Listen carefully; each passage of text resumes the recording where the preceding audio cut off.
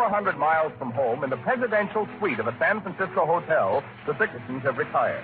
Yes, the presidential suite. How did it happen? Well, having arrived at the hotel at 2 o'clock in the morning, the weary John Bickerson dragged himself towards the reservation desk.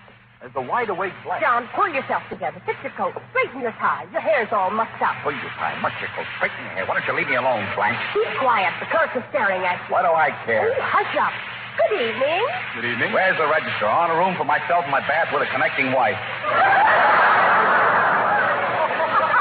I beg your pardon? He means a room and bath. This is my husband. How do you do? Glad to know you. Make it fast, will you, please? I can't keep my eyes open. What did you say the name was? Dickerson. We're from Los Angeles. I'm Mrs. Dickerson. How do you do? How do you do? Move it along, will you, buddy? Do you have a reservation, Mr. Dickerson? No, we're only staying overnight. My husband's here on business. He's a salesman for the Maytag washing machine company. He just got the job. I see. Well, I'm sorry, Mr. Maytag. Bickerson. My name is John Bickerson. Oh, how do you do? What's all this? How do you do? Listen, mister, it's 2 o'clock in the morning. I've been traveling half the night and I gotta get to bed. I appreciate that, Mr. Bickerson, but the unfortunate truth of the matter is that we're entirely filled up. Filled up? What do you mean you're filled up? You mean there isn't one room in this great big hotel? I'm afraid not.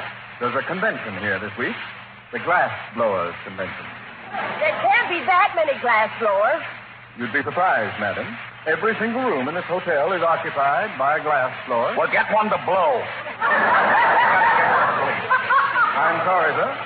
If you'd only wire... Blanche, I begged you to send a wire. Well, I forgot. Anyhow, how did I know it was going to be a glass blowers convention? Oh, I'm dead. You gotta help us, mister. I don't know what I could do. Of course, I dare say one of you could share a room with the chambermaid.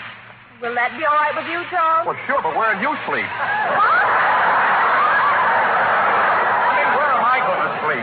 The only other solution I have,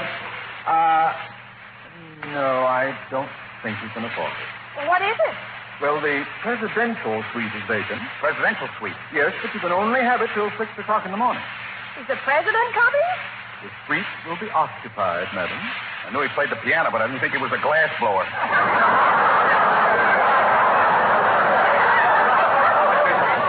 It's very expensive. Why do I care? At a time like this, money means nothing to me. I'll pay anything. It's $200. We'll take it. Please send somebody for our bags. Certainly. Will you carry your husband or shall I? Just lift his head out of my ink pot so he doesn't smudge the register. In the presidential suite, the Bickersons have retired. Mrs. Bickerson tosses fretfully in the elaborate bedroom as poor husband John, his mind churning at the thought of the enormous expenditure, struggles through another miserable night. Listen.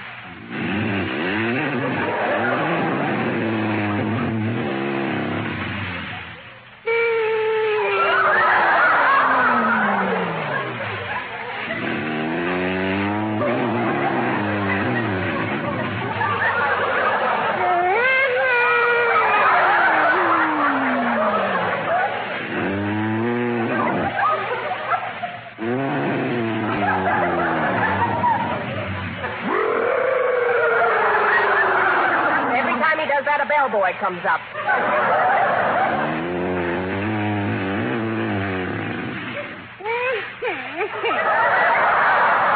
dear.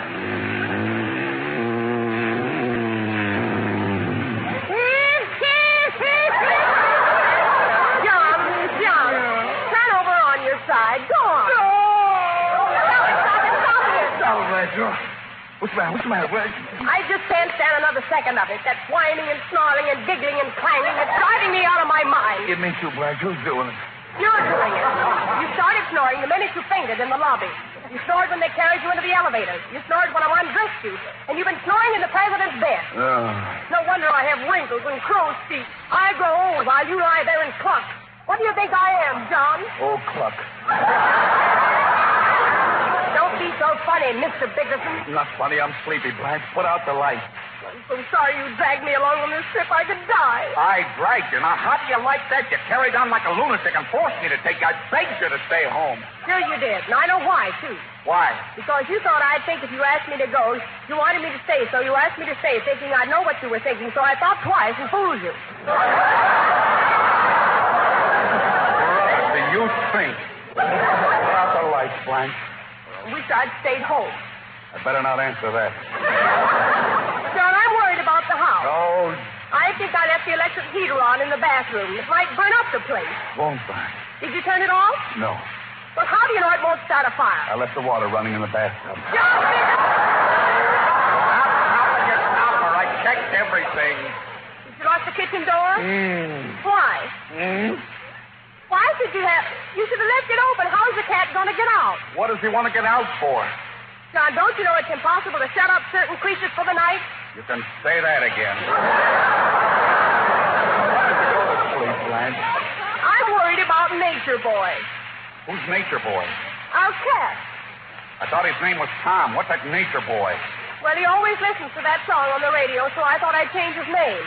What's wrong with it? Nothing. I'll bet he's wondering what's become of us. Nobody to pet the poor thing. Maybe you ought to call him, John. Okay, what'll I call him? No, I can call him on the telephone. You gone stark, staring mad, Blanche?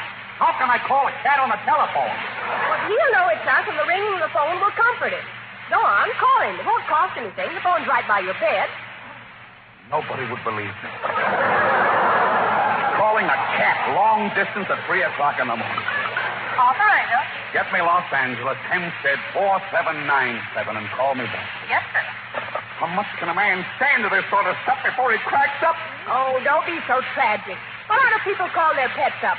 Any sound in the house to break the monotony makes them feel better. Oh, sure. Hello. No answer. Shall I keep ringing? Just a minute. How many times do you want it to ring, Blanche? Are you sure you've got the right number? Operator, are you sure it's the right number? I'll try it again. Hello? Hello, Nature Boy.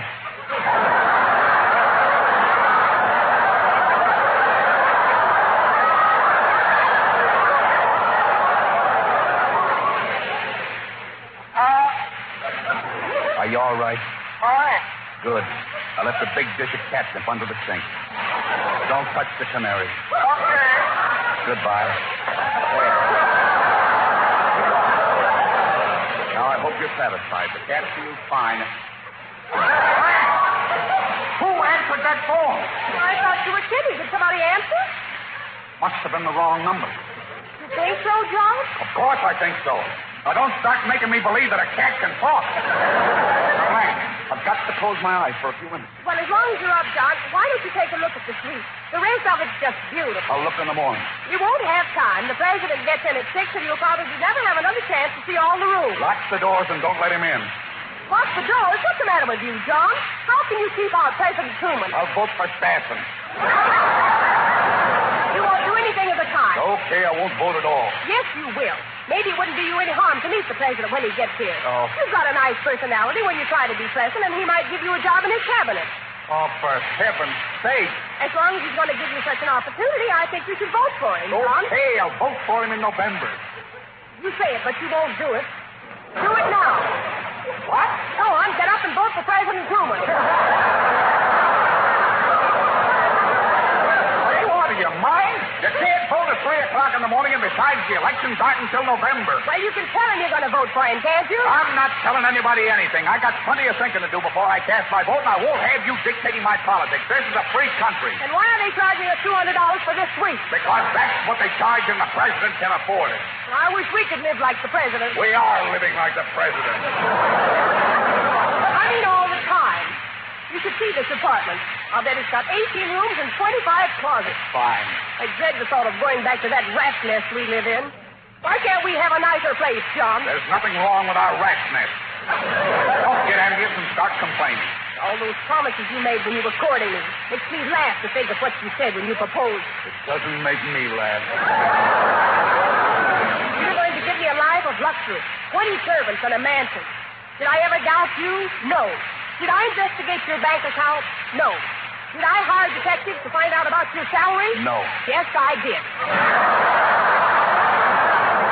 What? Yes, I did. Well, what did you do that for? Because I didn't know what you were getting when you married me. Neither did I. Oh, that's too bad about you. I don't see that you were any kind of a bargain. What have I got to show for my marriage? Have I got a home or servants, jewels? You've got just as much as any of your crummy friends and maybe more. I haven't got one imported dress. Every rag I own is domestic. Well, turn them inside out and say they came from the other side. Believe me, the minute I get back home, I'm going out and buy a whole new wardrobe. That's all you ever do. Buy. Got a million dresses. You spend every dime I make on clothes. Wonder what clothes you'll wear when you get to heaven. Well, why do you care? You won't be there to pay for them. That's where I don't understand you, Blanche. We'd never have any financial difficulties if you'd only use your head a little. Why do you say that? Because we can never hold on to a penny. Why is it that I earn as much as the next guy, but the minute I trust you to run the budget, we're broke? I can't think. That's the answer. Good night, Blanche. Good night, John.